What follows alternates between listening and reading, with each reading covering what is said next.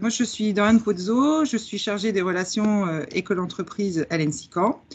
Nous vous remercions en tout cas d'être tous présents pour cette conférence sur oser l'apprentissage à l'ENSICAN.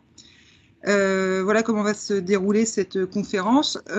Pendant une demi-heure, Monsieur Aubry, directeur du CFA, accompagné de Guylaine Botel, gestionnaire du CFA, vont vous présenter les modalités, les informations et puis tous les conseils liés à l'apprentissage. Voilà. Donc, dans une première partie. Dans une seconde partie, on vous laissera la main pour poser toutes vos questions.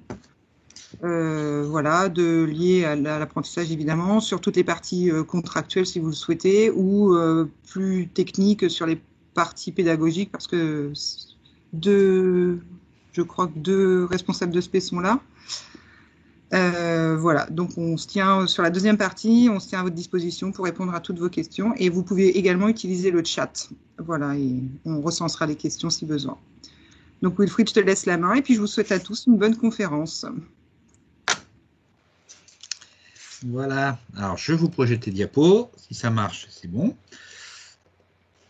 Alors, bonjour à tous, merci d'être présents. Alors, je tiens juste à vous souligner qu'on a enregistré la présentation, hein, donc voilà, je vous laisse mettre du discours que vous pourriez avoir en nous questionnant. Voilà ce qu'il en est. Donc, je vais essayer de vous présenter un petit peu l'intérêt, les avantages et surtout les modalités par lesquelles vous pourriez embaucher un ou plusieurs apprentis ingénieurs à l'ENSICAN. Donc, je vais vous présenter très rapidement pour commencer l'établissement et puis ensuite on verra bien sûr des modalités beaucoup plus pratiques. Donc l'ENSICAN, c'est une école d'ingénieurs située à Caen, comme son nom l'indique, hein, rien d'extraordinaire, qui a aujourd'hui plus de 45 ans d'expérience dans les formations d'ingénieurs, sans discontinuité. Nous avons toujours formé des ingénieurs, alors même dans une forme beaucoup plus ancienne, hein, on remonte à un peu plus d'une centaine d'années, mais en tout cas dans sa forme actuelle, elle a 45 ans. Et en 2004, 2009, puis 2018, on a ouvert chaque année un cursus par apprentissage qui était pour nous une forme naturelle d'évolution des formations qu'on appelait historiquement des formations classiques. La voie de l'apprentissage s'ouvrait aussi au bac+5 et permettait donc une nouvelle approche de la pédagogie, une nouvelle approche de la relation avec les entreprises. Et donc finalement, on a décliné tous les savoir-faire scientifiques de l'école en informatique, en matériaux et mécanique, en électronique et physique appliquée. Et ainsi, aujourd'hui, toutes nos formations d'ingénieurs sont disponibles à la fois en formation dite sous statut étudiant et également sous statut apprenti, qui nous intéresse plus particulièrement aujourd'hui.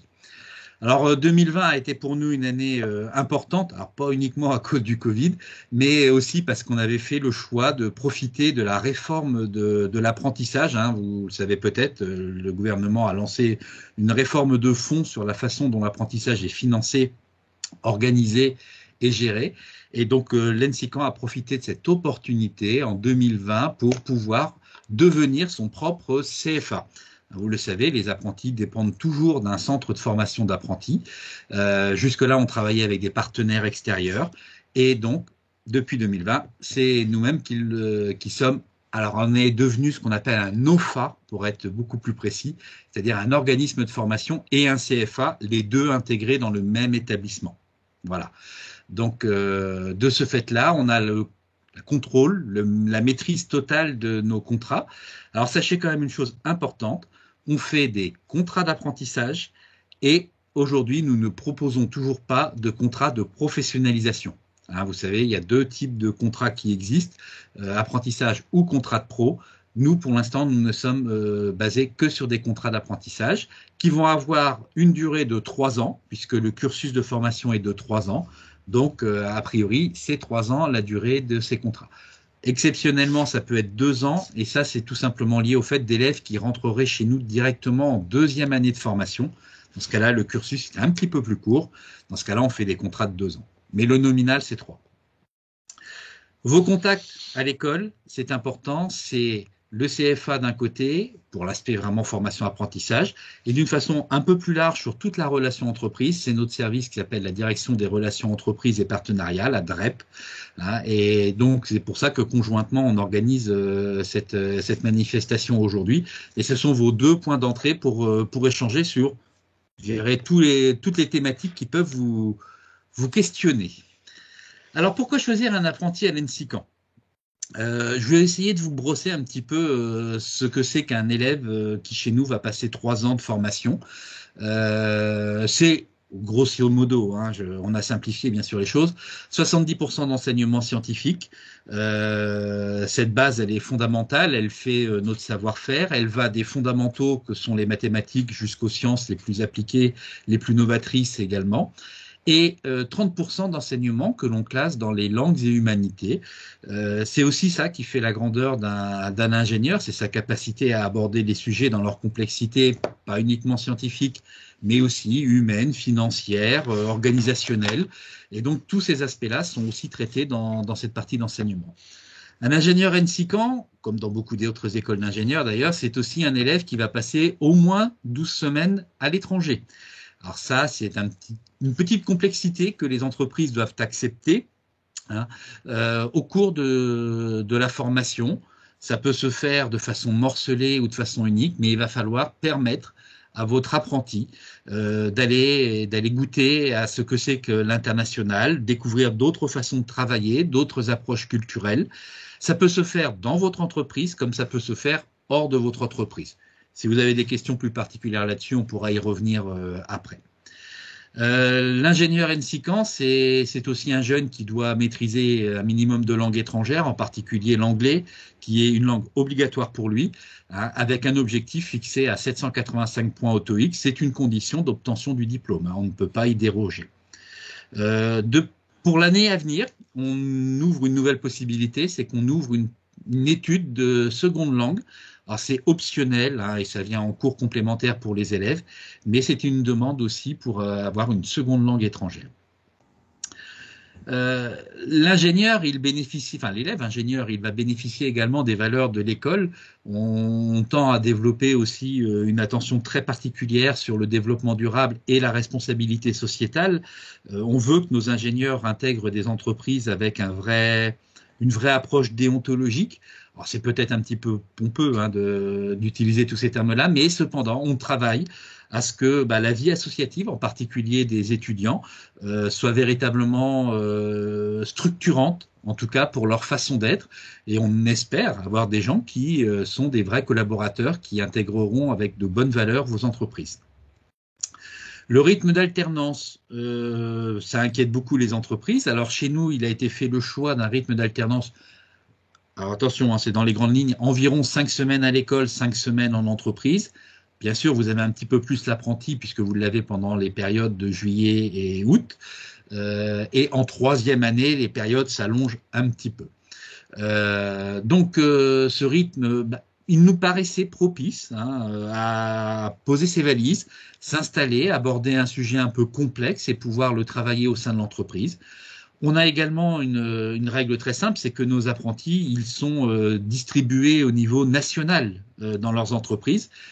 Et donc, on ne peut pas envisager des périodes beaucoup plus courtes, ce qui impliquerait trop d'aller-retour pour les apprentis. Ce serait une complexité trop importante à gérer. Donc, on a fait ce choix-là.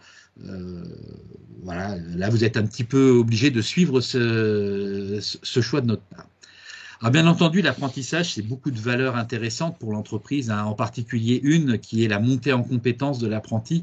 Si vous partez avec un technicien supérieur en tout début de cursus, vous verrez très très vite que les compétences, les qualités intrinsèques personnelles de chaque étudiant va vous permettre de découvrir une vraie montée en compétences, une capacité à des prises d'autonomie, à une capacité aussi à gérer les projets. Donc tout ça est plutôt très intéressant et on vous accompagne justement dans la construction, le choix un petit peu des projets que vous allez pouvoir confier à vos apprentis. Je tiens juste à souligner aussi que, bien sûr, l'école est un établissement ouvert aux personnes en situation de handicap pour les élèves, donc à la fois dans l'accueil physique dans nos locaux que dans l'organisation et l'aménagement des cours. C'est vrai également pour d'autres typologies d'élèves, je pense aux sportifs de haut niveau qui parfois ont besoin d'aménagements spécifiques, les créateurs d'entreprises également qui peuvent se trouver dans des situations particulières. Donc voilà, sachez qu'on est capable et en capacité en tout cas de faire tous les aménagements nécessaires pour accueillir ce type de public. Et puis vous le voyez, 2 dates qui sont affichées en bas. Le 1er septembre et le 31 août. 1er septembre 2021 qui sera le début de la formation de cette nouvelle promotion et le 31 août 2024 qui sera la date de fin de cette formation. Alors on se doit de faire des contrats de travail de 3 ans. Voilà en tout cas les dates, mais on va vous repréciser tout ça dans quelques instants. Recruter un apprenti ingénieur, alors comment on va s'y prendre? C'est très simple, c'est un petit peu différent d'autres métiers, c'est-à-dire que c'est l'école qui de toute façon a déjà reçu des candidatures d'élèves. Ces candidatures sont étudiées, on va auditionner les candidats et on va rendre un avis d'admissibilité au mois de juin. Au tout début du mois de juin, on va donc décider quels élèves sont admissibles. On va bien entendu en admettre beaucoup. Plus que le nombre de places et notre capacité d'accueil. Et de ce fait-là, eh bien, vous allez pouvoir puiser dans ce vivier d'élèves. Attention, on ne peut pas accepter une candidature maintenant, puisque c'est fini, on a fermé les candidatures le 28 mars. Voilà, ne nous sortez pas du chapeau un élève qui n'aurait pas candidaté à l'ENSICAN. On ne peut hélas pas faire de miracle là, et on ne pourra pas le prendre parmi nous. Alors, comment interagir et comment trouver le plus rapidement vos candidats? Eh bien, c'est là qu'on va entrer en jeu, à la fois la DREP et le CFA, avec notamment une plateforme donc vous l'avez l'adresse en rouge, ensicam.jobteaser.com, sur laquelle vous allez pouvoir déposer directement vos offres de formation. Elles sont validées par nos enseignants et elles sont directement communiquées aux candidats qui se sont inscrits à l'école. Si nécessaire, vous pouvez aussi nous demander, alors dans le respect des règles RGPD, mais on pourrait vous donner accès à des CV anonymisés de candidats, ce qui vous permettrait d'entrer en contact également avec eux. Alors le profil type du candidat, 20 à 29 ans, en 20 ans parce qu'il faut avoir fait quand même un bac+2, qui est l'attente numéro 1 que nous avons chez nous, 29 ans parce que c'est l'âge révolu final maximal, en tout cas pour l'apprentissage, à l'exception des personnes en situation de handicap qui peuvent aller un petit peu après. Ils peuvent être français, bien sûr, ressortissants de l'Union européenne sans problème. Pour les ressortissants hors Union européenne, attention, mais nous on a vérifié ça, il faut qu'ils aient fait une année de formation en France juste avant de candidater chez nous. Mais donc, pas de limite de pays d'une façon générale. Normalement, nos candidats sont mobiles partout, c'est-à-dire qu'ils peuvent aller travailler en entreprise, dans n'importe quelle entreprise. Alors, quand je dis partout, c'est partout, c'est-à-dire que vous pouvez embaucher par une structure française un candidat et aller le faire travailler à l'étranger. C'est voilà, poussé à l'extrême, c'est une possibilité. Et puis je reviens pas sur les aménagements possibles donc pour les différentes typologies d'élèves. Alors ensuite, voilà, vous faites un recrutement. Vous êtes libre du recrutement. Vous faites autant d'entretiens que vous le souhaitez avec les candidats que vous auditionnez. Vous pouvez échanger avec nous pour savoir ce qu'il va advenir. N'attendez pas le dernier moment. C'est-à-dire que les candidats, dès maintenant, dès aujourd'hui, ils peuvent commencer leur démarche de recherche, il n'y a aucun problème là-dessus. Et donc, ce que je suis en train de vous dire, c'est que vous pouvez choisir votre candidat avant même que nous, on ait fait notre jury d'admissibilité au mois de juin. Alors, dans ce cas-là, vous leur faites un petit papier et soumettez sous réserve d'admissibilité à l'ENSICAN, vous pouvez, nous proposons, nous entreprises, de vous embaucher dans le cadre d'un contrat d'apprentissage. C'est un élément qu'on versera au dossier du candidat qui sera en effet, bien sûr, favorable pour lui. Attention, ça ne veut pas dire qu'on le prendra, mais voilà, c'est quand même un élément positif. L'objectif, il va être très simple. Une fois que vous avez identifié le candidat ou la candidate qui vous plaît, vous rentrez en communication avec nous. Donc, ne perdez pas l'adresse, elle est simple, cfa@ensicam.fr. Pourquoi ? Eh bien parce qu'il y a un aspect administratif qu'il va falloir que l'on règle avec vous, alors administratif et financier, puisque en effet il y a des coûts de formation pour un apprenti. Vous allez le voir que tous ces coûts de formation sont bien entendu pris en charge en grande partie par une structure qui s'appelle un OPCO, qui est une structure à laquelle vous avez déjà l'habitude de verser une partie de votre taxe d'apprentissage, donc elle va servir à financer cet apprentissage. Mais faut qu'on se mette d'accord sur les termes très précis, très pointus. Il peut y avoir un petit reste de montant à payer, et donc il faut qu'on négocie ça. Donc avec l'apprenti, ce que vous avez sur la diapositive, d'un côté, vous devez établir un contrat de travail. Ce contrat de travail, il est formulé sous forme d'un CERFA, c'est un document de l'État, le 10.103 étoile 09. C'est une nouvelle version pour 2021. L'année dernière, on utilisait le 07, donc on est passé au 9. Il vous faudra donc récupérer des infos auprès de l'apprenti, auprès de l'entreprise, auprès du maître d'apprentissage que vous allez désigner au sein de votre entreprise. Et enfin, il va vous falloir aussi des informations de la formation, c'est-à-dire que c'est nous qui allons vous les communiquer. Alors pour faire simple, on peut vous accompagner et entre autres, on pourra vous fournir, si vous le souhaitez, le PDF correspondant au CERFA en mode remplissable et donc avec déjà les données de l'ENSICAN déjà pré-remplies. Donc si vous voulez, vous pouvez gagner du temps grâce à ça.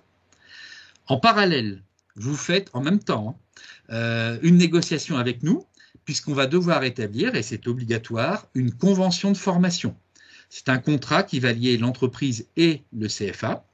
L'objectif de ce document, c'est de définir les termes de la prestation de formation que nous, on va produire. On va définir les moyens pédagogiques. On va se mettre d'accord sur le mode de financement. C'est là qu'on va dire comment et par quels moyens est financée la formation. Et ces deux documents, le contrat de travail et la convention de formation, vont devoir être déposés par l'entreprise auprès de votre OPCO dont vous dépendez. Et tout ça va devoir être fait dans un délai très très court, qui est de 5 jours au moment du début du contrat de travail. Donc il faut absolument qu'on ait tout mis d'aplomb avant, et en particulier il va falloir faire très attention à un point important, c'est les temps de signature. Les documents vont être signés par l'élève, par l'école, par l'entreprise. Tout ça va prendre un minimum de temps et il va falloir donc anticiper les choses si on ne veut pas rencontrer trop de problèmes. Financer l'apprenti, bon, c'est quand même quelque chose d'important, donc je vous rassure, vous avez les coûts de formation qui sont indiqués sur cette diapositive, vous les voyez en bas dans les petites cases de couleur. Ce sont des coûts annuels, donc il faut prévoir sur 3 ans. Je vous rassure, vous ne les payez pas directement, sauf si vous êtes une structure publique, mais tant que vous êtes un employeur privé, eh bien, votre OPCO, c'est un opérateur de compétences. C'est anciennement ce qu'on appelait les OPCA. Et donc, ces opérateurs de compétences récupèrent par le biais d'une structure nationale qui a été créée, qui s'appelle France Compétences. Ils ont récupéré la taxe d'apprentissage que vous avez versée et elle va être redistribuée. Alors, en fonction de votre convention collective, alors vous savez peut-être, vous avez un code qui s'appelle l'IDCC, l'identifiant de convention collective. Et donc, en fonction de ce code, on pourra vous indiquer quel est l'OPCO dont vous dépendez. Vous ne dépendez que d'un seul OPCO. Et moyennant ça, et le code diplôme que prépare l'élève, on pourra vous dire quel est le montant de prise en charge que l'OPCO va verser. Alors, ça peut couvrir l'intégralité des coûts. C'est en particulier le cas en électronique. Par contre, ça peut aussi ne prendre qu'une partie. On va dire la situation la plus mauvaise que l'on connaisse aujourd'hui, c'est en matériaux et mécaniques où on va avoir des prises en charge qui vont être de l'ordre de 8 500 €. Et donc, si vous faites la petite différence, vous vous rendrez compte qu'il restera 4 000 € par an à la charge de l'entreprise que là, vous devez financer sur fonds propres. Vous ne pouvez pas le financer par le biais de votre taxe d'apprentissage, ça doit être financé directement sur fonds propres. On peut revenir sur tous ces détails-là tout à l'heure. Qu'est-ce que vous avez, vous, encore à financer? Eh bien, sachez que vous avez à financer, bien sûr, le salaire de l'apprenti. Il est garanti par un minimum obligatoire. Rien ne vous empêche d'ailleurs de le payer plus que ce minimum. Vous avez la petite grille de tableau qu'on retrouve régulièrement partout. Elle dépend, comme vous le voyez, de l'âge de l'apprenti et de son ancienneté dans la formation, hein, s'il est en première année, deuxième année ou troisième année. Donc, on va se retrouver dans ces grilles-là. Et comme vous le voyez, pour les plus de 21 ans, attention, si votre convention collective prévoit des minimums salariaux plus élevés, dans ce cas-là, c'est ces derniers qui vont s'appliquer pour votre apprenti.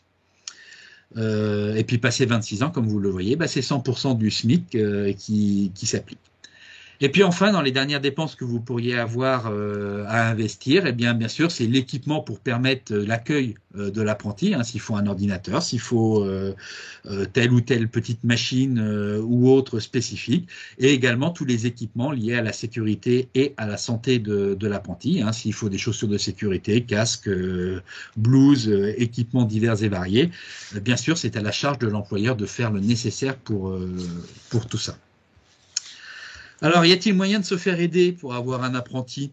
Alors oui, voilà, le Covid nous pose de gros problèmes, mais il a au moins cet avantage, c'est qu'il a créé auprès de l'État une prime exceptionnelle de 8 000 euros. Alors, elle est liée à 8 000 euros parce que ce sont des élèves majeurs, hein, que l'on a d'une façon générale. Sinon, elle serait que de 5 000 euros. Cette mesure qui a été mise en place l'année dernière va être reconduite cette année, en tout cas selon les annonces du Premier ministre faites le 16 mars dernier. Donc, comment ça va se passer? Eh bien, tout simplement, vous n'avez rien à faire, hein. C'est le fait d'avoir déposé le contrat de travail auprès de l'OPCO qui va déclencher le versement de cette prime par le biais de votre OPCO. Honnêtement, je ne vous garantis pas les délais par contre, hein, mais ça devrait le faire. Il faut juste que le contrat soit signé avant la fin de l'année 2021. Mais comme on va signer, nous, autour du mois d'août, septembre, il ne devrait pas y avoir de problème sur les délais. D'accord? Attention, c'est une prime qui ne va valoir que pour la première année de formation de l'apprenti, hein, et donc elle ne se reconduira pas en deuxième ou troisième année. Hein, et puis, normalement, elle disparaît, je l'espère, entre guillemets, si le Covid veut bien nous oublier. En 2022, pour la rentrée 2022, on sera dans les normes normales. Alors, il existe une aide, hein, qui s'appelle l'aide unique à l'apprentissage, mais normalement, nos élèves ne vous donneront pas droit à cette aide, puisqu'on prépare un bac plus 5 et cette aide est limitée au bac plus 2, donc jusqu'à bac plus 2. Quelques petits avantages statutaires. L'apprenti ou les apprentis que vous pourriez prendre ne comptent pas dans l'effectif de votre entreprise. Donc, si par exemple, ils vous font passer le 50e salarié qui pourrait déclencher un certain nombre de choses dans votre entreprise, non, l'apprenti ne compte pas. L'apprenti également implique des réductions générales sur les cotisations patronales. Donc, en gros, vous allez payer l'assurance chômage et l'assurance santé et la CGS. La CSG, oui, CSG, pardon. Mais les autres cotisations, vous en êtes allégé. Il y a également une exonération des charges salariales, donc là plutôt côté apprenti, hein, dans la mesure où il est payé à moins de 79% du SMIC. Et en cas d'accueil de personnes, d'élèves donc en situation de handicap, là c'est une aide de 3 000 euros que vous pouvez demander auprès de l'AGEFIP, tout simplement. Pour vous redonner une synthèse et un bilan de tout ça, voilà comment on doit procéder pour arriver correctement sur notre objectif. Recruter donc tout d'abord le candidat à l'ENSICAN, vous le cherchez, vous entrez en contact avec nous pour accéder au vivier des candidats.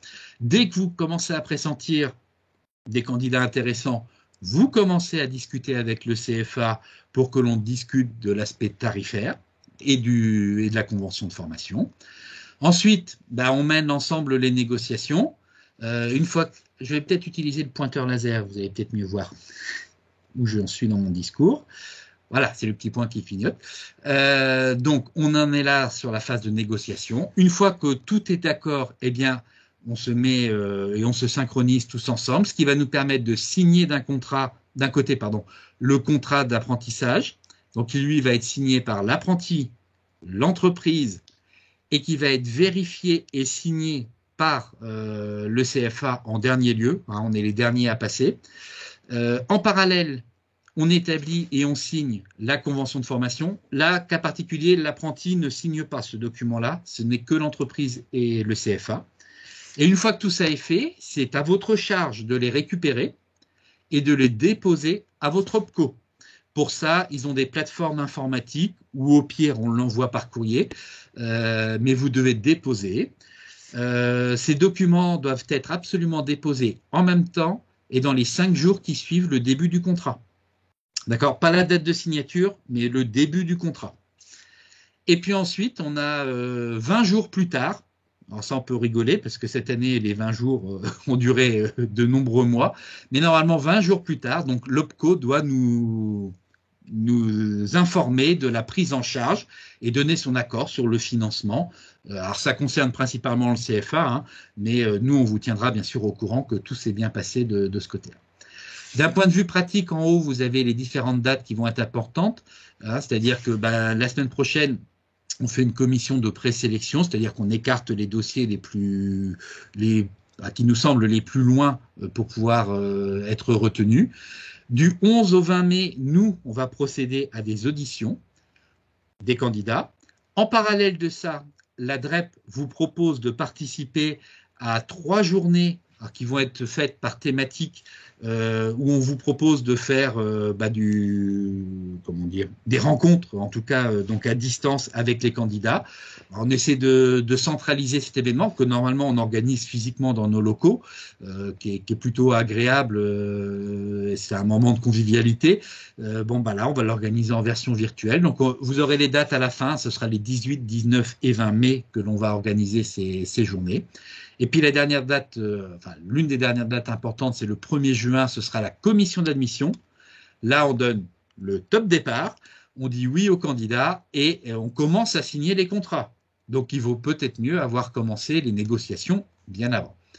1er septembre, c'est le début de la formation, hein, à peu de choses près. Et les 6 et 13 septembre, c'est la rentrée à l'ENSICAN. Alors, ça dépend des formations, c'est pour ça qu'il y a 2 dates. Ça veut donc dire que du 1er septembre au 6 ou 13 septembre, l'élève vient travailler chez vous. Hein, il fait une première mini-période d'intégration et de découverte de l'entreprise. Bon, s'il y a des contrats qui mettent un petit peu de temps à signer, etc., ça se signera pendant cette période. Ne vous inquiétez pas, si on a dépassé le 1er septembre, on a encore largement 2 mois officiellement pour pouvoir signer la paperasse finalisée. Dans ce cas-là, il faut quand même nous le dire, parce que nous, on accueille dès le début l'élève en formation, même s'il n'a pas encore signé son contrat de travail. Donc, si vous visez quelqu'un, mais qu'on n'a pas fini l'administratif, pas d'inquiétude, vous nous le dites, on accueille l'élève à l'école et on prend le temps de finir tous les papiers. Alors, quels avantages pour ceux qui n'ont jamais eu d'apprenti parmi vous, qui se posent peut-être la question? Alors, tout d'abord, le premier point que je voudrais vous dire, c'est qu'il n'y a pas d'entreprise qui n'est pas faite pour l'apprentissage. Que vous soyez grand, petit, grosse structure, une capacité d'accueil énorme, des moyens ou quoi que ce soit, non, il y a des artisans qui prennent des apprentis dans l'accueil le plus simple. L'important, c'est de transmettre son savoir-faire. C'est une vraie volonté de transmission qu'il va y avoir entre la personne qui va prendre la responsabilité d'être le maître d'apprentissage, qui va accompagner un jeune, qui va lui faire découvrir son métier, qui va lui faire découvrir des méthodes, du savoir-faire, mais du savoir-être également. Donc, c'est une relation qui est très forte, hein, qui parfois marche pas bien. C'est pas grave. On se recentre, on retrouve un nouveau maître d'apprentissage et puis on se réorganise. Mais sachez-le, c'est quelque chose d'intéressant parce que votre entreprise, elle va former un nouveau collaborateur. C'est quelqu'un que vous allez acculturer à votre savoir-faire, à vos méthodes de travail, à vos règles de fonctionnement. Vous êtes en train de préparer un de vos futurs collaborateurs. Alors bien sûr, vous n'êtes pas obligé de garder l'apprenti à la fin de son contrat. Il peut avoir envie d'aller ailleurs que dans votre entreprise, mais il y a aussi beaucoup d'apprentis qui restent dans leur entreprise pour encore quelques années. Et donc, voilà, c'est ce genre de pari que vous faites en prenant un apprenti. C'est souvent un choix de recrutement, hein, parce que vous êtes face à des difficultés. Il y a certains secteurs, l'informatique par exemple, hein, qui est très en tension, et donc c'est un bon moyen de capter des collaborateurs nouveaux. La formation, elle se veut quand même professionnelle, adaptée, moderne. On essaie de faire évoluer nos cours tous les ans et de rester en tout cas toujours dans l'actualité. C'est une transmission de savoir. L'apprenti apprend à l'école, mais il apprend aussi et surtout en entreprise. C'est une vraie complémentarité des deux acteurs sur cette formation. Ça vous permet également de maîtriser les coûts de recrutement pour une personne. Recruter un apprenti est moins compliqué que de recruter un ingénieur, surtout si c'est un ingénieur senior. Donc, c'est un moyen de maîtriser vos coûts de recrutement. Et puis, je crois que j'ai fait à peu près le tour. Vous avez quelques exonérations fiscales, mais vous l'avez vu, elles sont assez minimes. Donc, voici les dates que la DREP vous propose pour organiser ce moment très, très centré. Et vous aurez, alors on va vous l'envoyer en PDF, le document, donc vous aurez les liens directement à inscription, vous pouvez cliquer dessus. Et vous voyez, donc le 18 mai pour la formation matériaux et mécanique, le 19 pour l'informatique et le 20 mai pour l'électronique. Profitez-en, c'est vraiment un moyen d'avoir un maximum de candidats en un minimum de temps. C'est des journées qui sont en général assez denses, mais voilà, on vous propose ce format-là qui plaît relativement bien depuis quelques années maintenant. Et puis voilà, pour la fin, je vous remercie de votre écoute. On va pouvoir prendre les questions, bien entendu. Et puis vous avez toutes nos coordonnées. On n'est pas très nombreux. Vous avez face à vous les 4 personnes qui vont s'occuper de gérer vos contrats avec vous. Au sein du CFA, on n'est que 2. Guylaine qui gère le CFA avec moi, et donc côté DREP, les 2 personnes qui sont plutôt en charge du recrutement apprentissage, c'est donc Dorian Chiozzo et Marie-Anaïs Lipovac, qui se feront un plaisir on travaille tous ensemble, vous inquiétez pas. Donc même si vous posez pas la question à la bonne personne, la question arrivera de toute façon et sera transmise correctement. Donc profitez-en. Voilà. On va vous laisser poser des questions si vous en avez. Oui, merci Wilfried en tout cas. Je pense que c'était assez complet. Donc effectivement, n'hésitez pas à poser toutes les questions qui vous turlupinent. Je suis allé peut-être un peu vite sur un certain nombre de points, donc j'ai essayé de tenir le temps. Donc voilà, n'hésitez pas. Une petite question. Bon. Oui. Vous m'entendez? Oui. D'accord. En fait, par rapport au stage à l'étranger, est-ce que c'est absolument un pays anglophone? Non, du tout. Et poussé à l'extrême, ça peut être un pays francophone. L'important, c'est de sortir des frontières. Alors, je vous explique l'origine de cette obligation. C'est en fait la commission du titre d'ingénieur qui veut que les élèves aillent découvrir une autre culture. Alors, du coup, passer les frontières, ça peut nous emmener à Monaco ou en Belgique.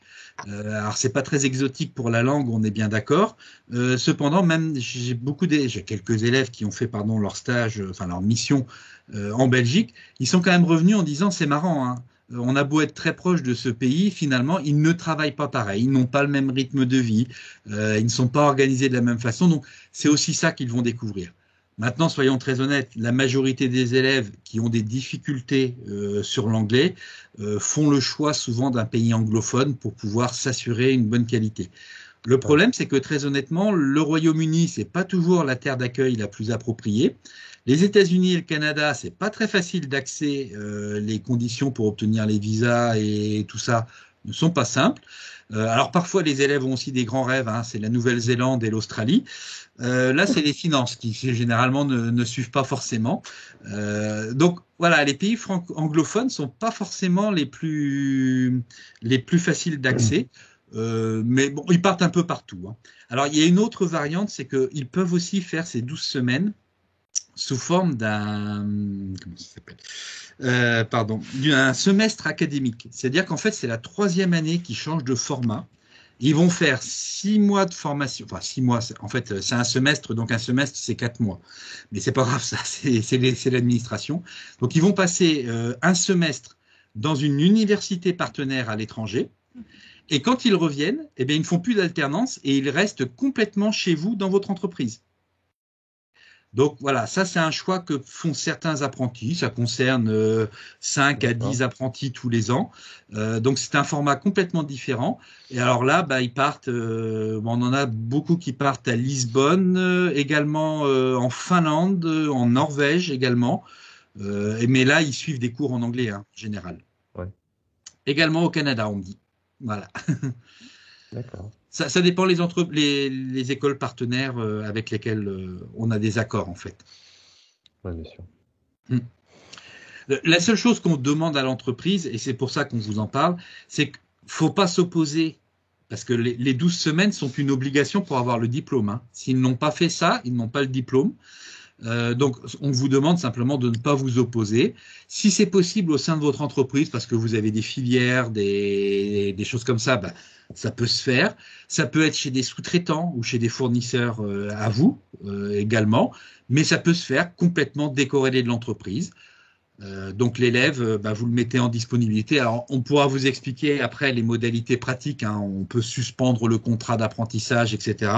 Il y a une question de savoir qui paye le salaire de l'apprenti pendant qu'il n'est pas chez vous. Hein. Et une fois qu'on a résolu cette question-là, vous pouvez le laisser partir. D'accord. Très bien, merci beaucoup. De rien. Parce que je suis à mon 3e ou 4e apprenti de Suisse, là. Et c'est vrai que les apprentis précédents, du coup, on arrivait à les envoyer au Royaume-Uni. Oui. Et là, c'est un peu plus compliqué. Et donc, du coup, déjà le précédent, on l'avait envoyé en Espagne. Voilà, donc c'est pour ça qu'on s'était posé la question, c'était est-ce que, comme je ne connaissais pas votre école, savoir si ce sera à l'étranger, donc forcément, on a aussi envie qu'ils voient une autre façon de travailler. Ouais. Ça peut être l'Espagne, ça peut être la Pologne, ça peut être différents. Là, il n'y a vraiment aucune limite et je peux vous assurer qu'on a vu de la diversité dans les pays en question. Alors, il s'avère qu'en ce moment, avec le Covid, on a une tendance à les inviter à rester en Europe pour des raisons de rapatriement sanitaire si c'était nécessaire. On est également extrêmement tolérant pour ceux qui ont des apprentis actuellement en cours. Sachez qu'on a modifié nos règlements pour justement pouvoir surseoir à cette obligation. Et donc là, on a des apprentis qui vont être diplômés cette année, tout comme l'année dernière, sur lequel on a accepté qu'ils n'aient pas eu à faire cette mobilité internationale. Oui, bien sûr. D'accord, très bien. Voilà. Merci beaucoup. Est-ce qu'il y a d'autres questions ? Bonjour, alors tout d'abord un immense merci pour cette présentation extrêmement claire. Vous, par filière, pour chacune des 3 filières, combien de jeunes vous recrutez chaque année ? Alors jusque-là, on était sur un rythme de 24 élèves par promotion. Cette limite nous était imposée par la région, mais comme la région n'est plus responsable de l'apprentissage, aujourd'hui on peut prendre autant qu'on veut. On va être raisonnable sur les quantités, on va partir toujours sur une base de 24 élèves, mais dans certaines filières, on se propose de peut-être accueillir un petit peu plus, et donc on pourrait atteindre les 30 en matériaux et mécanique et 26, 27 très grand maximum en informatique. D'accord. Donc, en fait, on veut garder des conditions d'accueil qui soient de qualité pour les apprentis. Vous comprenez que c'est des petites promotions. Donc, entre guillemets, il faut qu'on ait aussi le personnel enseignant pour les encadrer, les chouchouter comme il se doit. Bon, passer aussi des plus gros effectifs, en fait, tout simplement, ça dédouble les groupes de travaux pratiques en particulier. Et donc, pour nous, si on augmente d'un groupe de travaux pratiques, c'est pratiquement 2 enseignants en plus à embaucher. Donc ça, c'est un choix économique qu'on va faire. Aujourd'hui, on ne se ferme pas sur le nombre d'apprentis. On espère pouvoir augmenter quand même notre capacité d'accueil, c'est notre objectif. Parfait, merci beaucoup. De rien. On espère bien pouvoir en accueillir encore quelques-uns chez nous, chez Orano. Oui. Et on l'espère aussi parce que voilà, vous êtes aussi à cœur de thématique pour nous. Et puis vous avez toujours pris par le passé des stagiaires et autres. Donc, il faut que l'apprentissage soit une continuité. Et il n'y a pas de raison. Pardon. On vous attend au job dating au mois de mai. Eh bien, écoutez, oui, on va voir avec mes collègues en fonction là, Oui. des offres. On en publie tous les jours. Hmm. Donc, j'ai bien noté l'intérêt d'aller aussi sur NCCan Job Teaser. Alors, même si nous les publions sur Job Teaser, je ne sais pas s'il y a un lien direct qui se fait. Si on les voit, par contre, si vous D'accord. voulez, en fait, d'un côté, on a celles qui sont spécifiques déposées par le biais du lien en question. Donc là, en effet, si vous la déposez, elle ne sera pas publiée sur Job Teaser d'une façon générale, elle sera publiée que chez nous, que pour nos élèves. Ce que vous publiez de façon nationale sur Job Teaser, peut les voir également. Alors, il faut que vous indiquiez quand même l'école comme une école cible. Et donc, ce sont nos enseignants qui vont, entre guillemets, dire oui ou non. Parce que autant on reçoit des offres très bien, mais on reçoit aussi des offres qui n'ont rien à voir avec notre établissement. Et on est hélas tenu de faire le tri dans tout ça, quoi. Bien sûr. Parfait. Merci beaucoup. Merci, moi qui vous remercie.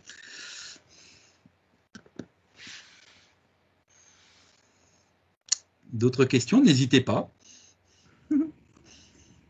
Est-ce que parmi vous, il y en a qui hésitent, qui n'ont jamais pris d'apprenti ou d'apprenti ingénieur en tout cas, et qui se questionnent sur le fait que c'est risqué ou qu'est-ce qui vous ferait peur?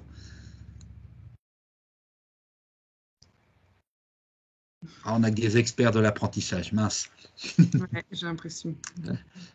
Expert, je sais pas, mais une petite expérience déjà de 3 apprentis précédents. Oui. Et ça a été uniquement des apprentis ingénieurs que vous avez eus? Oui. En fait,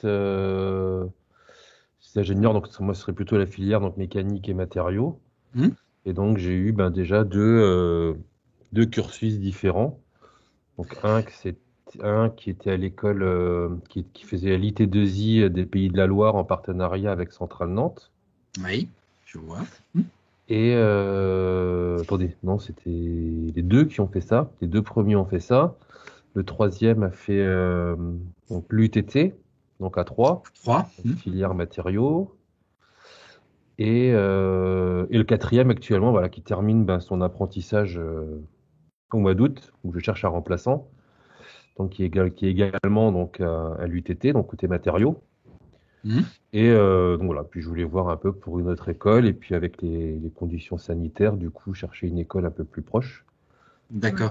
Il me paraît sain c'est peut-être un peu contradictoire ce que je vais vous dire, mais il me paraît sain en effet de jouer aussi de la diversité dans une entreprise, hein, de ne pas jouer que la monoculture d'une école. Vous le faites déjà, vous avez pris dans différents établissements. Ça me paraît toujours important d'alterner et d'aller piocher un petit peu partout. Moi, je sais qu'on a des entreprises qui parfois nous prennent 2 ou 3 apprentis la même année d'un seul coup. À la limite, je préfère qu'ils en prennent un tous les ans, qui est soit une régularité, et puis qu'à côté, s'ils ont une capacité d'accueil d'un deuxième, de prendre aussi d'autres écoles. Pour vous, entreprise, en tout cas, c'est un moyen de faire venir des savoirs qui vont peut-être être un petit peu différents ou des méthodes qui peuvent être un peu novatrices. Et c'est aussi à ça que l'apprenti doit servir. Les nouvelles techniques de management de projet, de suivi, d'organisation, etc. C'est aussi par le biais de l'apprenti que vous allez pouvoir les intégrer dans votre entreprise. Donc, ça vaut le coup de voir des écoles qui n'ont pas toutes les mêmes équipements, qui n'ont pas toutes les mêmes cursus ou exactement la même thématique, bien entendu. Bien sûr. Il y a un point que je n'ai pas abordé qui peut peut-être être important, parce que je sais que c'est une différence qu'il y a entre les écoles. Nous ne fixons pas d'objectifs fermes sur les missions à confier à l'apprenti en entreprise. C'est-à-dire que je ne vous dirai pas en première année, il doit faire ceci ou cela, et en deuxième année, et ainsi de suite. Ce que l'on veut simplement, c'est qu'on laisse l'entreprise libre des missions qu'elle confie à l'apprenti. Ce qu'on veut observer, c'est une progression au fil du temps, une prise de responsabilité, une autonomie grandissante, et ainsi de suite. Donc ça, on va l'observer avec vous, on peut en discuter, mais on ne vous fixera pas d'objectif. Déjà parce que chaque apprenti est différent.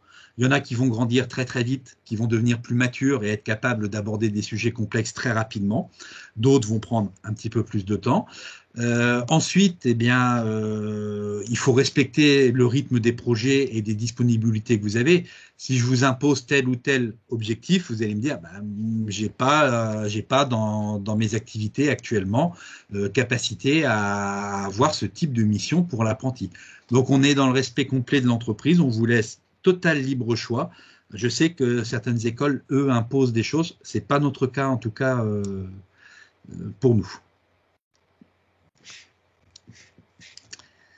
À propos des journées rencontres avec les candidats, là, les 18, 19 et 20 mai, est-ce que vous avez déjà une idée de la façon dans laquelle ça va être, organisé? Eh bien, ça va être des job dating par visio. Ça sera à distance. Oui, en fait, j'avais compris, mais par exemple, le fait qu'il y ait plusieurs entreprises, ça pourra probablement pas être sur le même chat ou est-ce que ça sera des visios séparés par entreprise, par exemple, avec des créneaux pour chacun?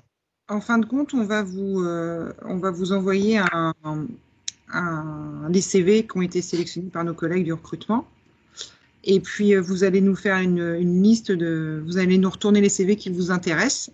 Nous, on va prendre contact avec les futurs apprentis et on va vous organiser des rendez-vous sur une journée. Voilà. Donc, les CV sont envoyés en avance de phase, en fait, dans vos entreprises, basés sur une annonce qu'on aura publiée avant. C'est ça, voilà. Et donc, comme c'est une journée par spé, donc voilà, vous allez sur une journée avoir des rendez-vous. Voilà. On l'a déjà fait l'année dernière, on l'a inauguré l'année dernière, ça s'est plutôt très très bien passé. Donc voilà, cette année, je n'ai pas de doute que ça fonctionne. Après cet événement, je peux que vous inviter à une chose, c'est à ne pas trop tarder. Le recrutement, donc vous avez compris qu'on avait une capacité d'accueil qui était malgré tout contrainte. Pour vous donner un ordre de grandeur, on va rendre admissible une 40aine d'élèves par spécialité. Mais vous avez compris aussi qu'on va en retenir que 24 ou un petit peu plus par spécialité. Donc c'est les premiers à avoir trouvé qui vont être les premiers servis et après c'est un numerus clausus. Donc les derniers vont se retrouver le bec dans l'eau. Alors quand je dis les derniers, ça peut être les derniers élèves, mais ça peut être aussi les dernières entreprises. Et parfois ça va très très vite. Oui.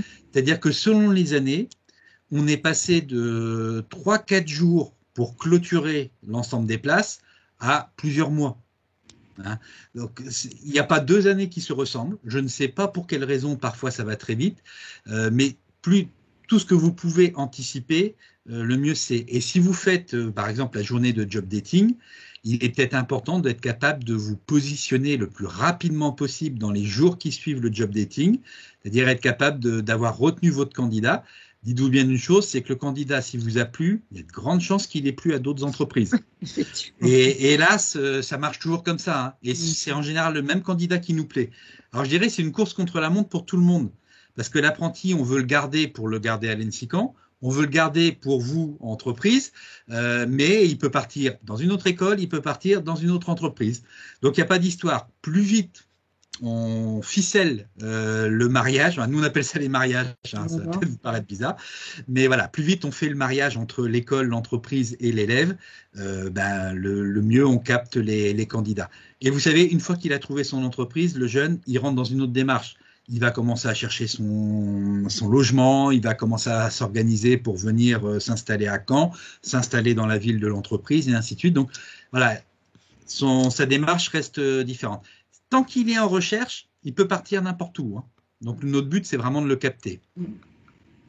Après, si vous avez des questions ou besoin d'informations un peu plus poussées sur certains candidats, les responsables de SPE sont là aussi pour vous tenir informés, pour vous diriger si besoin. Eux connaissent bien les profils, donc les trois responsables de SPE se tiennent évidemment à votre disposition pour répondre à vos questions sur les candidats. Ils se sont entretenus avec eux déjà, ils les ont déjà vus, donc on ne vous dira jamais ouvertement qu'on va prendre tel candidat ou tel autre, mais on pourra vous faire comprendre à demi-mot que ce candidat a fortement retenu notre attention. Voilà.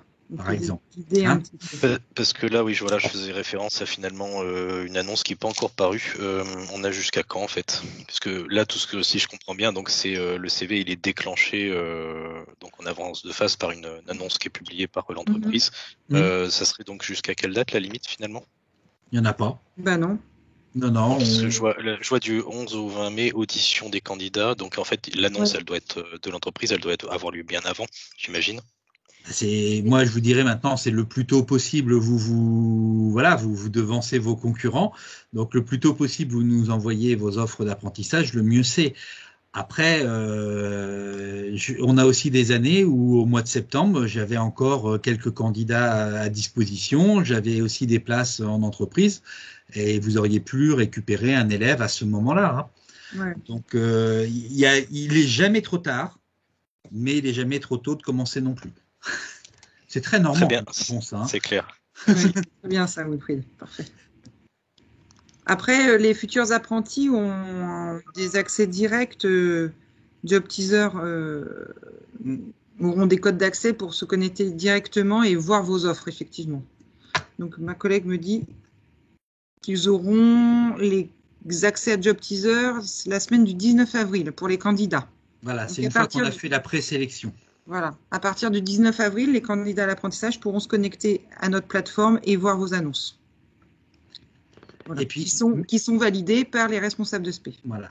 Et j'ai envie de dire, même si votre annonce n'est pas formalisée, c'est-à-dire que vous savez que vous allez avoir un poste d'apprenti, vous n'avez pas forcément défini la mission de façon claire et précise, c'est pas grave. Vous déposez déjà une offre en disant que vous êtes en recherche d'un apprenti.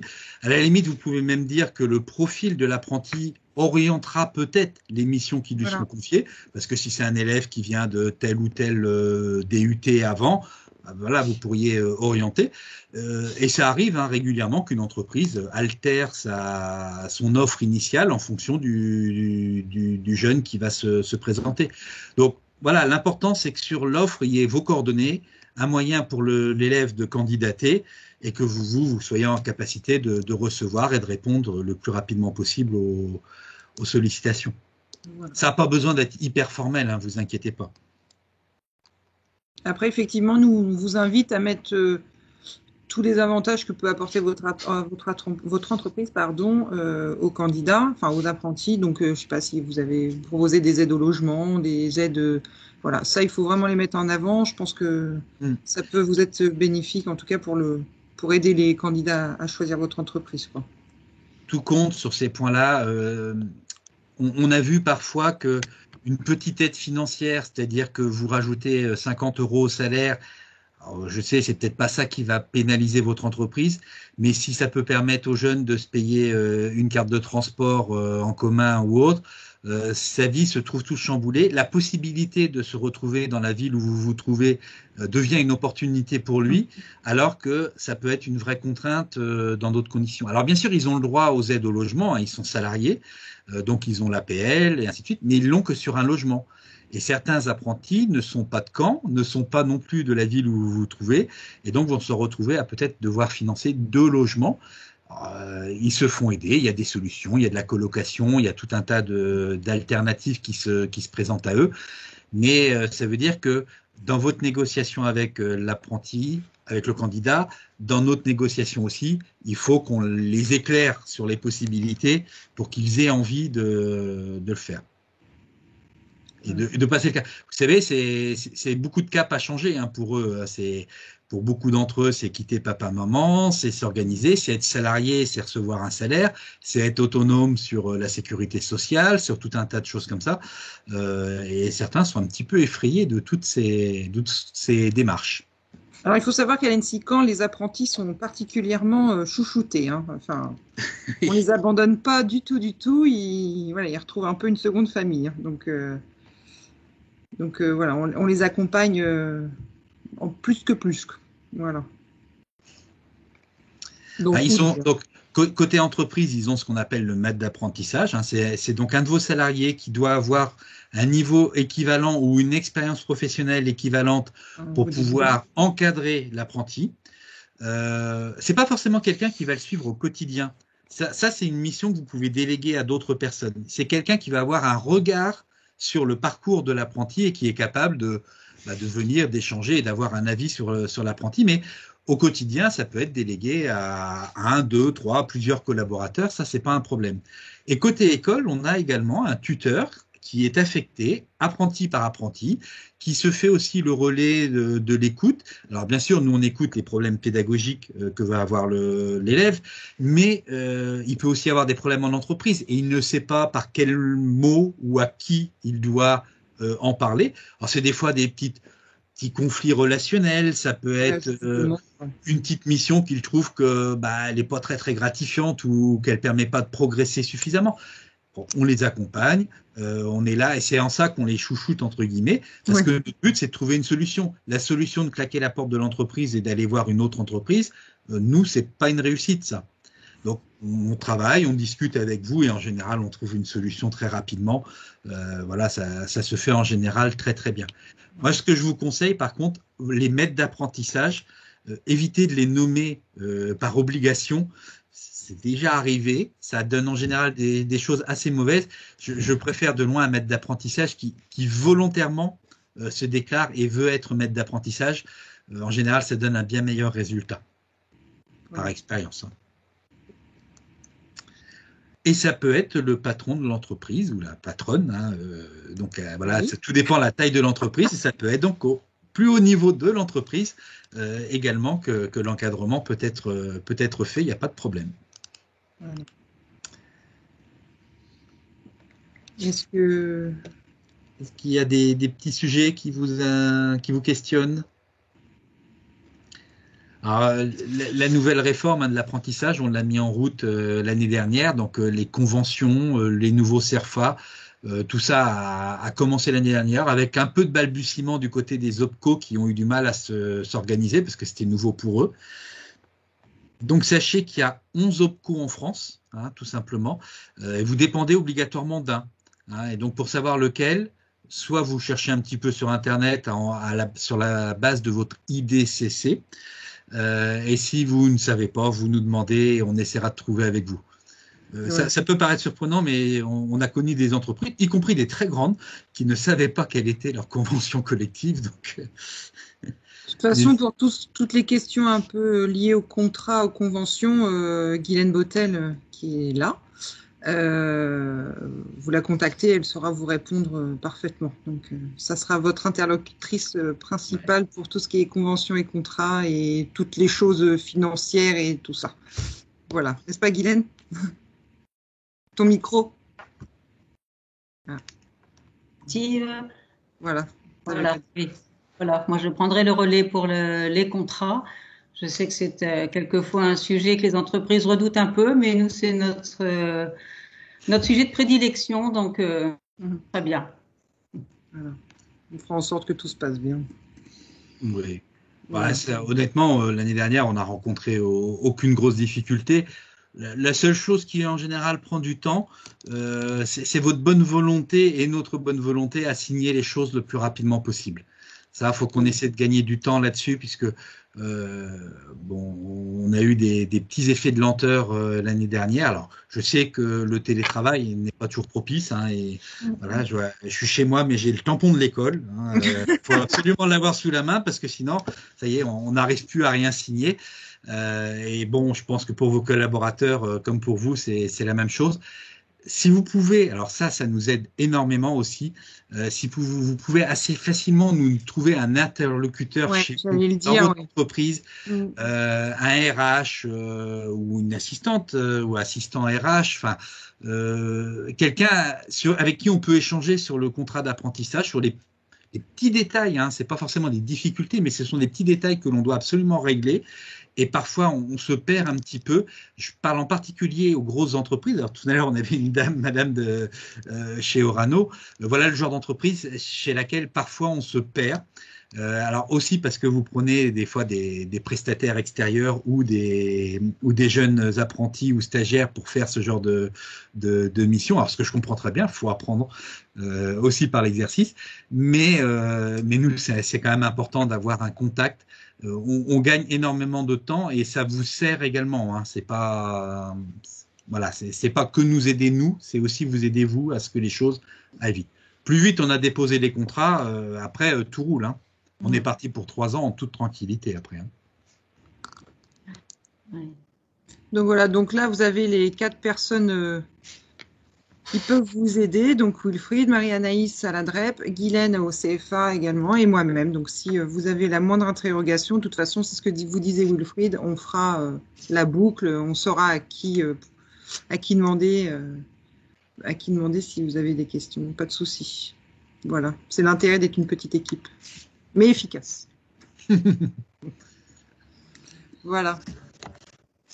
Est-ce que certains ont d'autres questions ou... Et puis n'hésitez pas à vous inscrire déjà au job dating, même si l'annonce n'est pas encore publiée sur Job Teaser. Hein. Il n'y a aucun souci. Voilà. Au moins, on pourra organiser votre journée et vous planifier dans la journée. Il n'y a pas de limite, vous pouvez prendre jusqu'à 150 apprentis si vous voulez. Non, il n'y a pas de limite. La seule limite qu'il y ait, c'est le nombre d'apprentis qu'un maître d'apprentissage peut encadrer, hein, qui est limité à 2. Alors 2 plus 1 qui serait un élève redoublant, bon, c'est des cas particuliers. Bon, c'est bien de pas non plus surcharger, parce qu'un maître d'apprentissage, il passe quand même un petit peu de temps avec son apprenti, donc c'est quelque chose qui est quand même chronophage par rapport à son travail au quotidien. J'aurais une petite question, si vous m'entendez. Oui, on vous entend bien, monsieur. Est-ce que vous auriez un calendrier prévisionnel à de l'alternance? Oui. Oui, on va vous envoyer ça. Alors, il reste pour l'instant prévisionnel, comme vous l'avez dit, Oui, voilà. puisqu'il doit être voté dans nos différentes instances. Il le sera plutôt vers le mois de juin. Mais oui, on a une première version. Donc vous, c'est en matériau méca, bah, ça tombe bien. Ma collègue m'en a envoyé un hier, donc on va vous envoyer ça avec un gros projet en travers, mais voilà. Vous pouvez vous caler globalement dessus. À quelques détails près, il sera bon. De toute façon, ce qu'on vous propose, c'est à la fin de cette visio de vous envoyer donc le PowerPoint que vous venez de voir, et puis effectivement le calendrier, et puis les informations indispensables sur l'école. Voilà, on va vous envoyer tout ça par mail dans l'après-midi ou demain. Voilà, comme ça vous aurez toutes les informations et les contacts et les liens si vous voulez vous inscrire ou contacter, nous contacter, quoi. Voilà. J'ai transmis au service des ressources humaines déjà les documents que vous m'aviez transmis. Parfait. Et ils sont en train d'étudier un petit peu vos conditions là. J'ai pas encore de retour. Et donc du coup là, je vais leur transmettre également un calendrier prévisionnel pour voir après. Pour l'instant, les dossiers est en étude. J'ai pas de retour encore. Ok. Et, voilà. Voilà, je vous projette là le calendrier tel qu'il est pour l'instant. On vous l'envoie, hein, vous inquiétez pas. Donc vous voyez, hein, on s'est présenté de la façon suivante. Vous avez en jaune les périodes à l'école, en gris les périodes en entreprise. Donc vous avez les 3 promos 1A, 2A, 3A. Alors attention, ça correspond pas aux 3 années de l'apprenti que vous embaucheriez. En fait, là vous n'avez que sa première année. Les 2A sont les élèves qui sont en cours de formation déjà, et les 3A également. Et c'est l'année prochaine que vous aurez le calendrier avec la 2e année de votre élève, et l'année suivante, le calendrier avec la 3e année. D'accord. Ouais, on ne fait pas les calendriers à 3 ans. On pourrait, mais on ne le fait pas parce qu'il peut y avoir des petites modifications. Alors, vous verrez en particulier, puisqu'on a parlé tout à l'heure des 12 semaines à l'étranger, il y a une période en entreprise, là, la E8, hein, E8, un nom bizarre, qui est assez longue puisqu'elle s'étale, là, elle finit, donc elle commence par exemple le 13 juin et elle finit le 11 octobre. Eh bien, cette période, elle va correspondre, enfin, elle a été aménagée pour pouvoir recevoir les 12 semaines à l'étranger. C'est pas une obligation. Vous n'êtes pas obligé d'utiliser cette période-là. Enfin, l'élève peut le faire à d'autres moments s'il le souhaite. Et comme je vous l'ai dit, il peut le faire en morcelé. C'est pas un problème. Mais voilà, il y a aussi une zone qui est propice à cette mobilité. D'accord. Alors, morcelé, ça veut dire que si vous envoyez, en effet, pour des missions à l'étranger, votre apprenti, on peut valoriser. Je crois qu'on valorise quand même à hauteur d'une semaine, une semaine par une semaine. On va éviter de faire du morcelage trop petit, mais c'est envisageable. Alors, si je peux me permettre, en fait, on comptabilise tous les jours. Vous faites à la journée? À la journée. C'est-à-dire que même s'il y a un audit d'1 ou 2 journées à l'étranger, on le comptabilise. Donc voilà, bon, ça peut paraître pas grand-chose, mais si l'élève a fait l'équivalent d'une semaine ou de 2 semaines, comme ça, papillonner un petit peu partout, il lui reste plus que 10 à faire en un seul bloc, par exemple. Ouais, voilà. D'accord. Ce que vous disiez, alternance de 5 semaines, c'est le même rythme d'alternance en première année qu'en deuxième, quasiment? Alors, oui, quasiment. C'est-à-dire qu'on a 4 périodes, 4 périodes à l'école, en première et en deuxième année. Donc, intercaler les périodes en entreprise. Vous avez juillet-août, où vous avez pleinement l'apprenti chez vous. Hein. Mais on va dire, si vous voyez là à peu près, vous voyez les phases jaunes sont à peu près en opposition de phase entre la première et la deuxième année.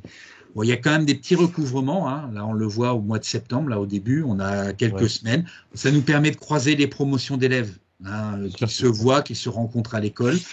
Par contre, en troisième année, vous voyez qu'il y a une alternance de moins. Hein. Là, on n'a plus que oui, c'est ça. On a 2 périodes à l'école simplement, et le reste étant des périodes en entreprise. Alors la raison, c'est très simple, c'est qu'un élève ingénieur fait un stage de fin d'études qui doit durer 6 mois.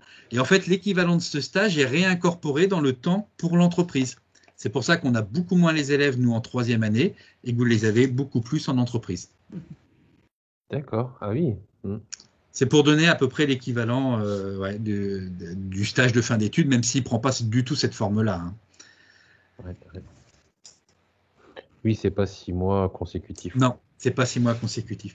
Ça peut le devenir uniquement dans le cadre donc on a dit d'un semestre académique.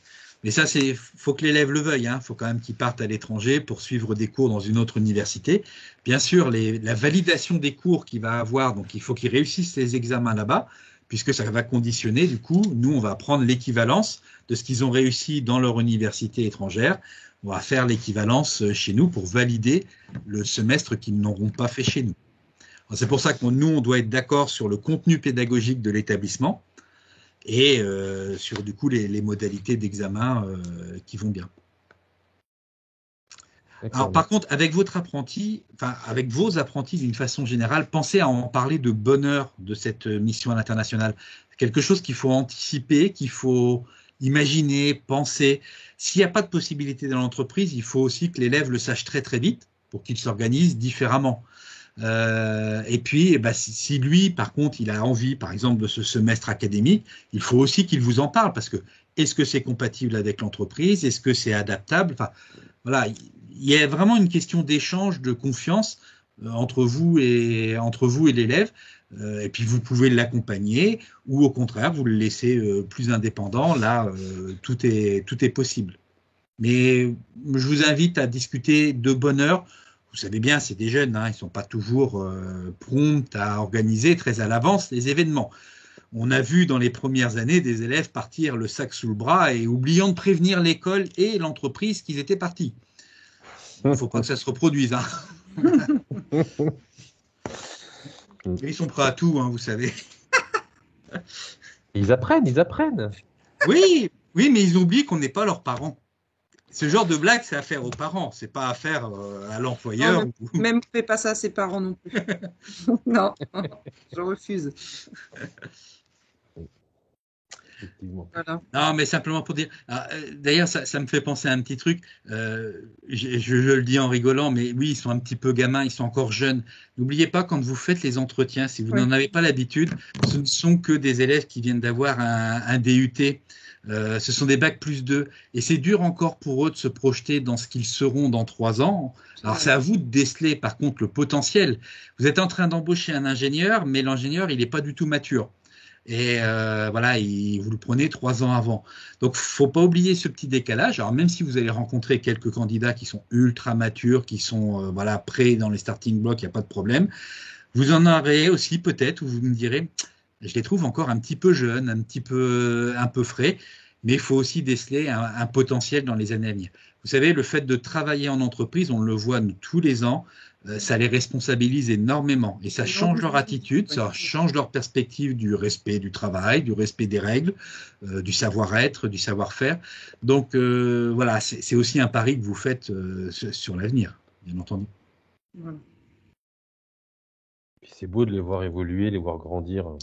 Oui, et ils changent bien plus qu'on ne le croit. C'est impressionnant en 3 ans. Hein, quand on les voit la première année, quand ils repartent en dernière année, on se dit waouh. Ouais, des petits poussins et puis. Et nous, en formation classique, on l'observe sur le stage, simplement le stage de fin d'études de 6 mois. C'est impressionnant comment parfois des élèves on n'est pas forcément ultra confiant quand on va faire notre visite en entreprise. Et puis une fois arrivé sur place, on découvre un élève qui n'a plus rien à voir avec celui qu'on avait à l'école. Et ce miracle, entre guillemets, il arrive tous les ans. Hein, et tous les ans, on est surpris d'élèves qu'on n'aurait pas cru aussi matures. Donc, ouais, c'est important de les responsabiliser, de leur faire confiance, de tenter. Il y a un petit jeu avec l'apprenti. Hein. Vous allez le tester en charge de travail, vous allez le tester en complexité scientifique, vous allez le tester en relations humaines, sa capacité à aller voir les autres, à échanger. Ce sont des challenges qui vont relever tout au fil de ces 3 années. Et ça crée et ça forge véritablement un caractère. Oui. Bon. On va finir sur de la philosophie. Bah oui, non mais c'est inspirant l'apprentissage. C'est un beau parcours l'apprentissage. Franchement, et c'est bien de pouvoir le faire à tous les niveaux d'études. Hein. Vous pouvez prendre des élèves infra-bac jusqu'au bac plus 5. C'est une vraie expérience qui va être très différente, hein, bien entendu, mais qui en général est très bien perçue par les équipes qui reçoivent un apprenti. C'est pas un stagiaire, c'est pas quelqu'un que vous allez voir que 6 mois, c'est quelqu'un que vous allez voir 3 ans. Bien sûr, vous allez voir ce qui va se développer au fil du temps. C'est une espèce de manque que vous allez avoir, c'est-à-dire que plus l'apprenti va partir à l'école, plus vous allez dire mince, il est déjà parti, on avait plein de trucs à lui faire faire, et il va vous manquer au sein de l'entreprise au fil des 3 années. Et bon, c'est plutôt bien, c'est que ça crée une dépendance et un besoin, et que l'apprenti trouve sa place au sein de vos équipes. Voilà. S'il n'y a pas d'autres questions, on va peut-être pas vous retenir plus longtemps. On va vous libérer. De toute façon, on vous le répète, on reste disponible. On vous envoie toutes les informations et tous les docs que nous avons et qui pourront vous aider à prendre une décision sur l'apprentissage. Et puis voilà, mais n'hésitez pas à revenir vers nous, hein, même en off, par mail, voilà. Pas de souci. Nous sommes là. Très bien. En tout cas, merci beaucoup pour oui, merci Wilfried, merci pour renseignement. Merci à tous d'avoir participé en tout cas, puis d'avoir répondu présent à l'invitation. C'est très agréable que les entreprises participent à nos événements, c'est très sympa. Merci, à bientôt. À bientôt. Merci beaucoup. Au revoir. Rendez-vous au mois de juin pour les signatures. Oui, et au mois de mai pour les job dating. Allez, on n'a pas fini de se voir. Ah non, tous les mois. Alors, à bientôt. Au revoir. À bientôt, au revoir.